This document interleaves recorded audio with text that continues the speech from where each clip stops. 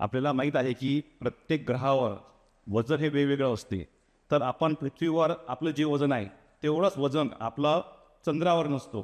तर इथं हा जो प्रयोग दिलेला आहे याच्यामध्ये जे आपले सूर्यमालेतील जेवढे वेगवेगळे ग्रह आहे या ग्रहामध्ये एक पर्टिक्युलर जर वजन घेतलं असेल आपण तर प्रत्येक ग्रहावर त्याचं वजन किती होईल हे आपल्याला याच्यामधून समजते.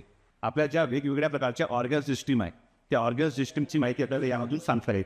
जसं की आपली जी रिस्पायरेशन सिस्टम आहे, डायजेशन सिस्टीम्स आहे, ही आपली मेंदूची जी आपलं मेंदूची जी संरचना आहे, डोळे, नाक यामधून बघून आपल्याला विद्यार्थ्याला सांगता येते. म्हणजे आपल्या शरीराच्या अंतर्भागाची रचना कशी आहे हे आपल्याला यामध्ये बघून सांगता येते. ते जे बाजूचं मॉडेल आहे ते आपलं स्केलेटन सिस्टीमवरचं आहे. त्याच्यामध्ये आपल्या शरीरामध्ये हाडांची रचना कशी असते आणि जे आपले हाड आहे त्याच्यामध्ये वेगवेगळे प्रकार कोणते आहे हे आपल्याला याच्यामधून विद्यार्थ्यांना सांगता येते.